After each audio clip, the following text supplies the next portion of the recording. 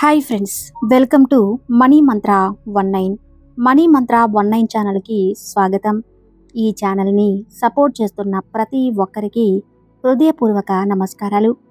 ఈ వీడియో చూస్తున్న ప్రతి ఒక్కరూ గురువుల అనుగ్రహంతో, విశ్వం యొక్క ఆశీర్వాదంతో ఐశ్వర్యవంతులవునుగాక. తదాస్తు. ఎవరైతే మన ఛానల్ని మొదటిసారి చూస్తున్నారో తప్పకుండా సబ్స్క్రైబ్ చేయండి. మరిన్ని వీడియోలు చేయడానికి సహకరించండి.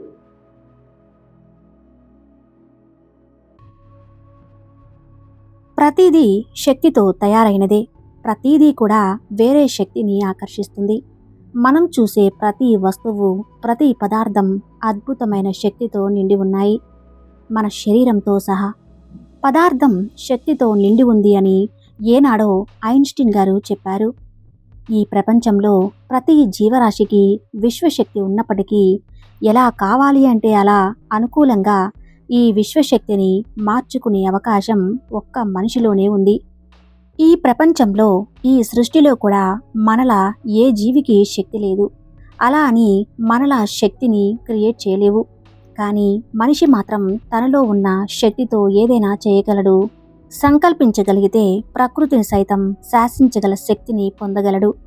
ఈ అనంతమైన విశ్వశక్తిని ఎలాంటి సందర్భంలో అయినా యాక్సెస్ చేయగలడు. అంత శక్తి సామర్థ్యాలు కలిగి ఉన్నాడు.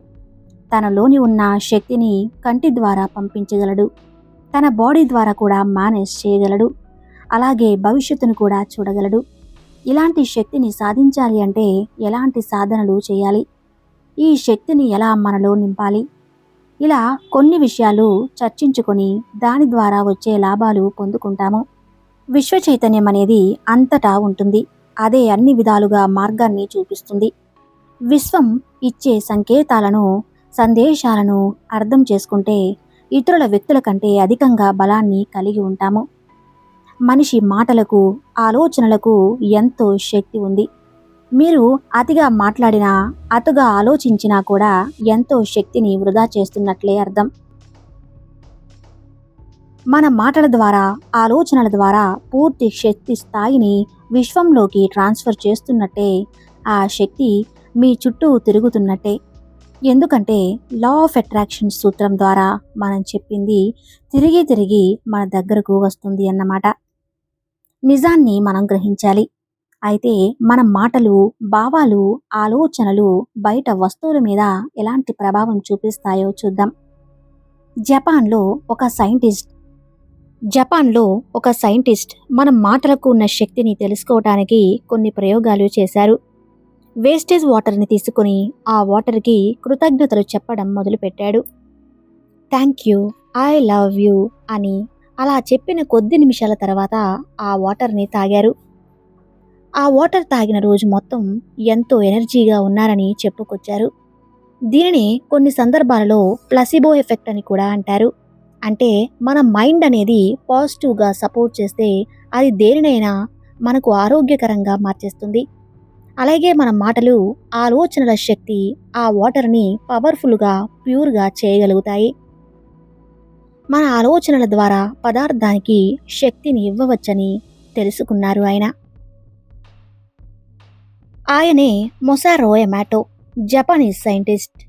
మీ మెదడు నుండి వచ్చే ప్రతి తరంగం కూడా అద్భుతమైన శక్తిని కలిగి ఉన్నాయి.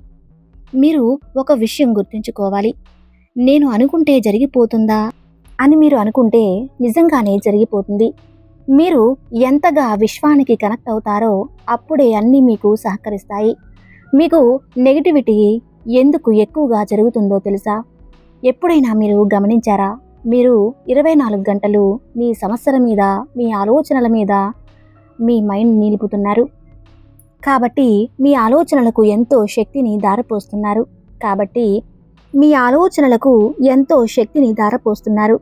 కాబట్టి మీ ఆలోచన, మీ భావన అన్నీ కూడా మీ సమస్యల మీదే పెడుతున్నారు. అందుకే మీ సమస్యలు మిమ్మల్ని వదలడం లేదు. మిమ్మల్ని మీరు ఒక్కసారి పరీక్షించుకోండి. మీరు ఎంత సమయం పాజిటివ్గా ఉండటానికి ఇష్టపడుతున్నారు? ఎన్నిసార్లు ఎఫర్మేషన్స్ చెప్పుకుంటున్నారు? ఎంతసేపు మెడిటేషన్ చేస్తున్నారు? మనం దేని మీద ఎంత సమయం పెడుతున్నామో గమనించాలి. ఎక్కువ సమయాన్ని నెగిటివ్ మీద పెడుతున్నారా? అయితే అదే మన దగ్గరకు వస్తుంది కదా.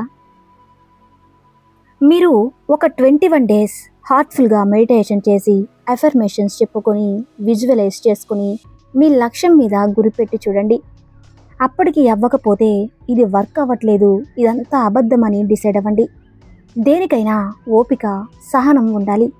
మంచి రావడానికి ఆలస్యం అవ్వచ్చు, కానీ దాని రిజల్ట్ మాత్రం సాలిడ్గా ఉంటుంది. మీరు ఎప్పుడూ కూడా డిసప్పాయింట్ అవ్వకండి. మీరు అనుకున్నది త్వరలోనే మీ దగ్గరకు చేరుతుంది. కానీ దానికి తగ్గ సాధన మీదే మీరు దృష్టి కేంద్రీకరిస్తే సరిపోతుంది. మనకు ఎన్నో ఆధ్యాత్మిక గ్రంథాలు ఆధారాలుగా ఉన్నాయి. సైన్స్ కూడా మనకు చెప్తుంది పదార్థానికి శక్తి ఉందని, అది అన్నిటికీ ఆకర్షిస్తుందని. ఇంకా మనం దేన్ని చూసి అపనమ్మకంగా భావించాలి? మీరు పూర్తి నమ్మకంతో, విశ్వాసంతో రిలాక్స్ అవ్వగలిగినప్పుడు మీరు విశ్వం నుండి డివైన్ సైన్ని చూడగలుగుతారు. మీకు విశ్వం నుండి సరైన మార్గం దొరుకుతుంది. మీరు మీ జీవితంలో ఎన్నో వాటి పట్ల కన్ఫ్యూజన్ కలిగి ఉంటారు. అలాంటి సమయంలో ఈ విశ్వాన్ని మార్గాన్ని అడగవచ్చు. కానీ అది ఎలా అడగాలి? ఈ విశ్వంలో ప్రతిదీ కూడా మన సందేశాన్ని ఇవ్వడానికే ఉన్నాయి. ప్రతిదీ కూడా మనకు ఏదో ఒకటి తెలియజేస్తూనే ఉంటుంది. ఏదో ఒకటి నేర్పించడానికే మనకు కొన్ని సంకేతాలు ఎదురవుతూ ఉంటాయి. అయితే మనం తెలుసుకోవలసిన స్థితిలో ఉండకపోవడం వలనే మనకు విశ్వ సంకేతాలు అర్థం కావటం లేదు. విశ్వం ఎప్పుడూ కూడా మీరు అడిగినా అడగకపోయినా మనుషుల రూపంలోనూ, జంతువుల రూపంలోనూ, ఏ రూపంలో అయినా సరే మిమ్మల్ని ఎప్పటికెప్పుడు అలర్ట్ చేస్తూ ఉంటుంది. మనం ఎప్పుడైతే కన్ఫ్యూజన్గా ఉంటామో అప్పుడే అది మనకు అర్థమవుతుంది. కానీ ఇక్కడ ఏంటంటే, మీరే విశ్వాన్ని అడిగి దానికి సమాధానాన్ని ఎలా తెలుసుకోవాలి? మీరు ఒక సంకేతం కోసం విశ్వాన్ని అడగడానికి సిద్ధపడ్డారు అంటే మీరు విశ్వంతో కనెక్ట్ అవ్వడానికి సిద్ధంగా ఉన్నారని అర్థం. అంటే మీరు నేను అనే భావన నుండి బయటకు వచ్చి మీకన్నా మిమ్మల్ని నడిపిస్తున్న శక్తికి అనుగుణంగా నడవటానికి సిద్ధంగా ఉన్నారని అర్థం. మీకు మీ పరిధిలోనిది విశ్వం పరిధిలో ఉంచి ఒక క్లియర్ గైడెన్స్ని ఇవ్వమని అడగడం మంచిది. ఒక మంచి విషయమే, దానివల్ల మీరు మంచి మార్గంలో వెళ్ళడానికి, ప్రశాంతంగా ఉండటానికి సహకరిస్తుంది. మీరు ఎప్పుడూ గుర్తుంచుకోవాల్సింది ఏంటంటే, ఈ విశ్వం అనేది మీకన్నా మెరుగైన ప్రణాళికల్ని కలిగి ఉంటుందని గుర్తుంచుకోవాలి. మీరు కోరుకున్నది ఏదైనా సరే మీకు మార్గనిర్దేశం చేసేందుకు ఈ విశ్వం అనేది ఎల్లప్పుడూ సిద్ధంగా ఉంటుంది. మీరు ఏదైనా విషయం గురించి తెలుసుకోవాలి అన్నా, మీరు సరైన మార్గంలో ఉన్నారా లేరా అని తెలుసుకోవడానికి మీకు ఒక సంకేతం కోసం అడగండి. మీ మనసులో ఏ సంకేతం వస్తుందో దాని గురించి ఆలోచించండి. అదే సంకేతంగా నిర్ణయించుకోండి. ఉదాహరణకు 888 కనిపించాలి అనుకోండి. మీరు ఇలా ఒక సంకేతాన్ని సెలెక్ట్ చేసుకున్న తర్వాత మీరు చేయాల్సిన పని విశ్వాన్ని ప్రార్థించడం, మీ డిజైర్ని విశ్వానికి తెలియచేయడం. మీరు ఇలా చెప్పచ్చు: నేను అనుకుంటున్న సంకేతానికి ఈ విశ్వం మంచి స్పష్టత అందించినందుకు కృతజ్ఞతలు, లేదా ధన్యవాదాలు. నేను సరైన దిశలో వెళ్తున్నట్లయితే నేను ఎంచుకునే సంకేతాన్ని చూపించు. ఇలా ప్రార్థించిన తర్వాత మీరు విశ్వాసంతో, ఓపికతో ఉండండి. మీరు కోరుకున్న సంకేతం కోసం మీరు ఏమీ వెతకాల్సిన అవసరమే లేదు. దానంతటా అదే మీ కాళ్ళ దగ్గరకు వస్తుంది. తరువాత మీకు స్పష్టమైన సంకేతం వచ్చినప్పుడు ఏమి చేయాలంటే, మీకు మీ సంకేతం కనిపించినప్పుడు ఆ వచ్చే భావనను ఫీల్ అవుతూ ఉండండి. ఆ ఫీలింగ్కి కంప్లీట్గా ట్యూన్ అవుతూ ఉండండి. ఇలా ఫీల్ అవుతున్నప్పుడు మీరు కంఫర్ట్గా ఉండేలా చూసుకోవాలి. మనం దానికి కనెక్ట్ అవుతున్నాం అనే ఫీలింగ్లో ఉండాలి. ఆనందంగా, సంతోషంగా ఉండే భావన మీలో కలిగిందా లేదా చూసుకోవాలి. అలా కలుగుతున్నప్పుడు మీరు వేరే ఆలోచన చేయకుండా ఉండాలి.